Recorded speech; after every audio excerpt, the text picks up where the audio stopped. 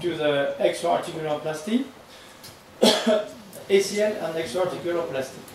And this is our experience. And well, you have seen these two videos previously when you have 1 plus pivot shift, which is isolated ACL, and this one where you dislocate this. For sure, the two knees are totally different, and I really think that you can do the same thing. So what do we know about the pivot shift after ACL?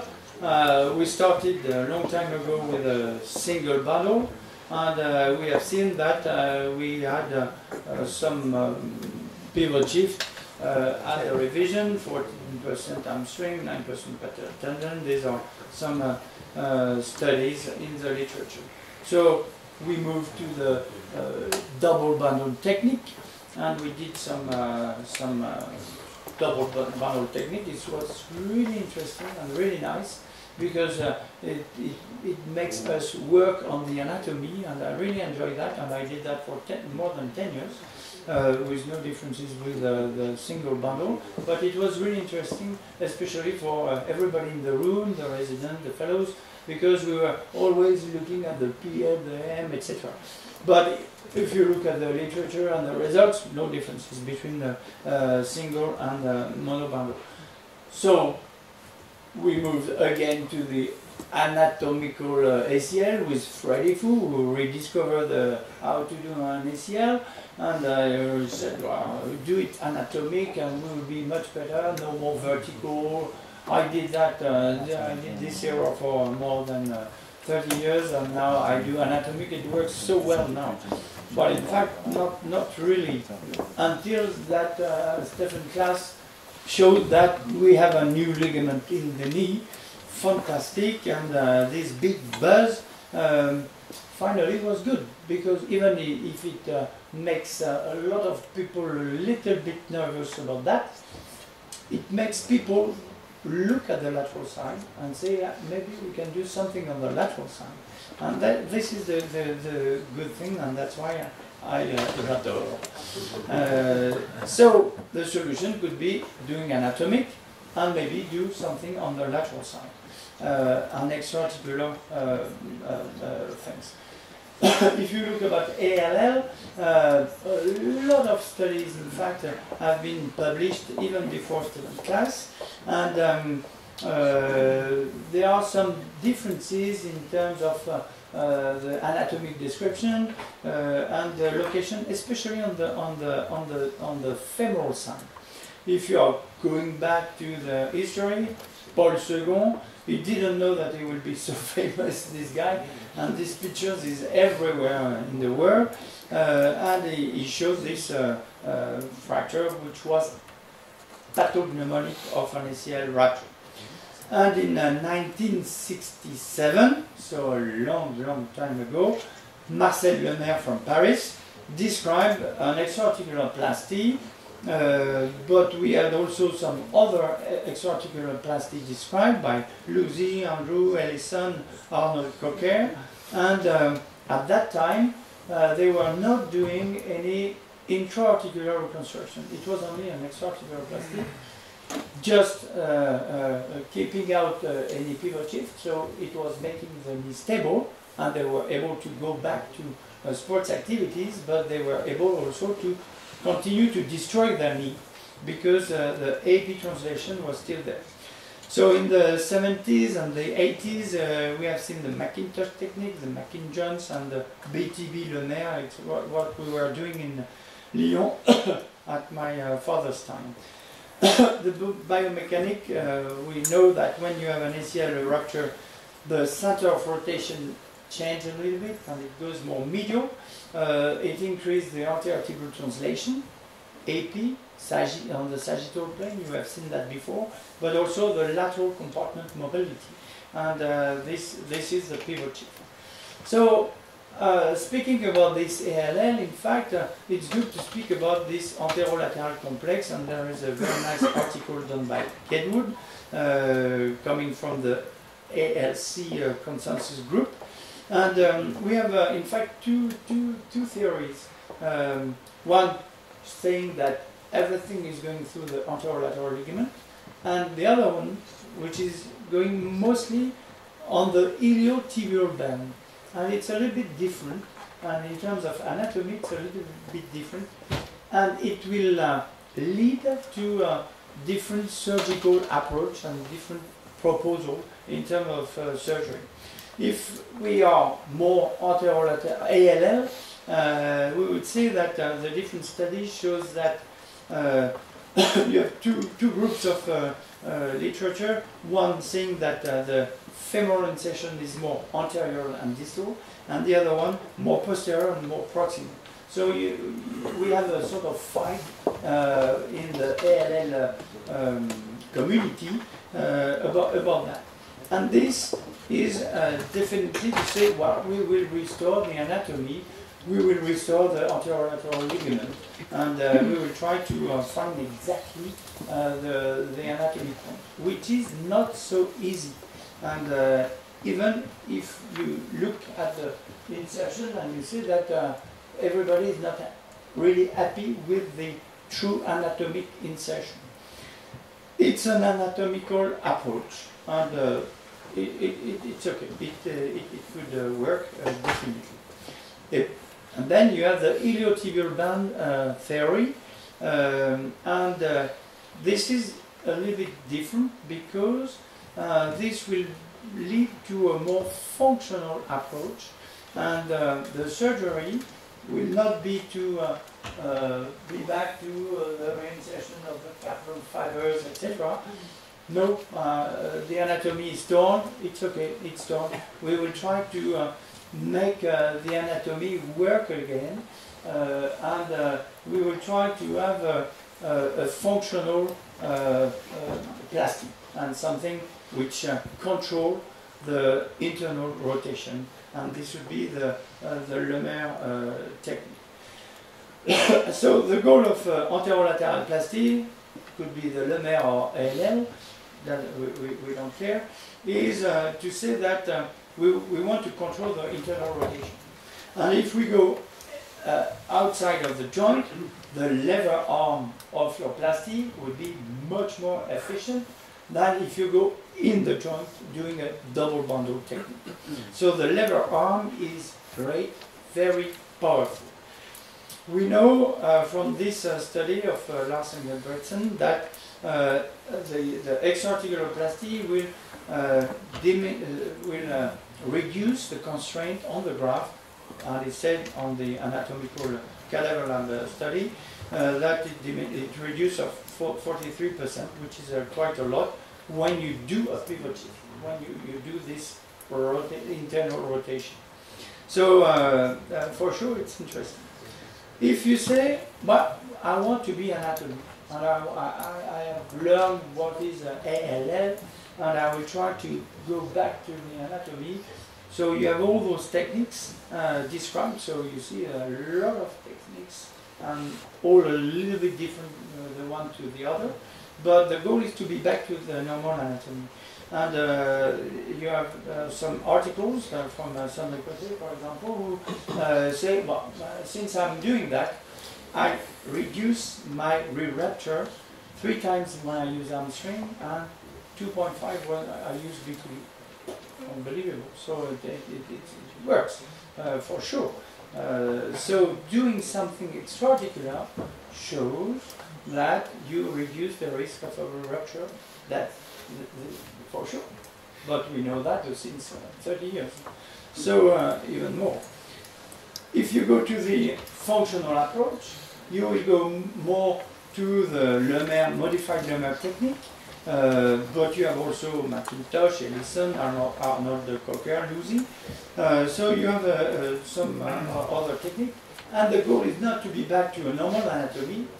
Don't really care about the anatomy. What we want is to control the internal rotation, especially when you go to full extension and when you shoot the ball. So the technique we are using is is the Lemaire technique.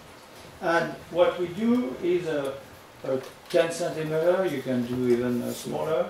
You take a strip of fascia lata. Fascia lata is so strong, very strong, much more stronger than a small gracilis that you can put on your hair. You take a 9 centimeter length of fascia lata, you leave that attached on the jelly, and you stitch the extremity 1 centimeter width. And then you have to find the LCL. And I think that this is what scared most of the people. Because when you speak about LCL, you speak about the posterolateral corner, the lateral technique, the things which is, oh la la. Nobody understands anything about that. So I will never go and dissect the LCL because it's too complicated. It is so simple to find an LCL. Just put the knee in flexion, 90 degrees flexion, a little bit of valgus. You put your finger here and you find it immediately. And you just do a small opertomy behind, posterior, anterior, it's done. And then you pass the graft under the LCL, and it takes 2 seconds, okay? So you go under LCL, like that, and you see how it controls internal rotation. It is so strong. And what is also good with this technique is that when you go to full extension, as it goes under LCL, it is like a pulley, so it increases the power of your plasty. So I would say that it's a dynamic and also static plasty. And you don't care about the anatomy, so you could be really a bad surgeon. If you find the LCL, and you have seen that it's very easy to find the LCL, you will always be isometric, because the isometric is given by LCL. And Andrew Emis and Andy Williams did some nice studies showing that the tunnel you will do that could be here, here, here, here. We don't care, because it goes under LCL. So LCL gives you the anatomy. So in fact, it is really an easy technique. So I do a tunnel. Sometimes it fits with the tunnel I did for my ACL. I go in the same tunnel in another direction, of course. And I put a screw, but you can put a staple or whatever. We don't care, but something strong. What is important is to fix the graft in neutral rotation, and this is the key. And you can pull the graft to the maximum at 70 degrees flexion, which is the position I do my surgery. You don't care about the isometric and the over-tensioning. You will never over-tense anything. So this is, in fact, a very simple technique, and demystify the LCL finding, because it's so easy to find an LCL, no damage. So the extra-articular plasty and the lumbar, modified lumbar, is good if you go under LCL. If you are not going under LCL, this is it works, but it's not as efficient as if you go under LCL. So it's definitely not anatomical, but it is definitely functional. And I will tell you that as I'm doing quite a lot of patellofemoral surgery, as I'm doing some MPFL. At the beginning, I was trying to find my MPFL, touching my epicondyle. I am the best surgeon of the world of the patellofemoral joint. I say, this is here. I put my key wire. I test the isometry like that. It's a little bit too intense. I move my key wire, anterior, posterior, ta. With the visitors, it's beautiful. And then you do the X-ray after surgery. You see, well, Stefano did the surgery. No, Paolo. At that time it was Paolo. It's not me. Impossible. And MPFL is really easy to find because you have the Picon line. So if you do ALL and you palpate the ALL position 3 mm, 5 mm, I don't believe that you can be reading anatomy. So except if you use fluoroscopy. So I prefer to be functional and not anatomical. So the isometry is given by the LCL. The pulley effect is so important, and you will never over-constrain your knee in doing that surgery. So why the Lemaire technique has a bad reputation? It has a bad reputation because at the time of Lemaire, it was fixed in external rotation. And at that time, they were not doing any ACL graft, so they were not touching intra-articular, so the AP translation was still there. At that time, the meniscus was nearly removed all the time. It was nearly like a rule. We saved the meniscus, but at that time we were killing the meniscus. And for sure, it was increasing the constraint on the medial condyle. And it is exactly all the pictures we can have from the isolated Lemaire. People were so happy with the surgery, but they all end up with this medial arthritis, with this anterior tibial translation, fixed anterior tibial translation, because you have no more ACL and no more meniscus. So this is why the Lemaire has a bad reputation. And now, of course, we change everything, because we still do the Lemaire, but we fix it in neutral rotation, we save the meniscus, and we do an ACL in the knee. So you have no more problem on the medial side. So this is the big difference, and this is why Lemaire plasty has that bad reputation in most of the people. If you go through the literature, you will see that we have quite a lot of articles showing that it decreased the pivot shift, and it has a much better control in internal rotation. But what is interesting is the world is changing, because at the time of Lemaire, or 10 years before, or 15 years before, we were not doing many publications. So when the new technique was coming up, we had no big companies behind to push this or this or this, and people were not publishing too much. So in fact, we don't have so much publication about Lemaire, but we have a lot of publication about ALL because it's new and it's a new world. So this is something we have to look at definitely. So long-term results. These are my father's patients.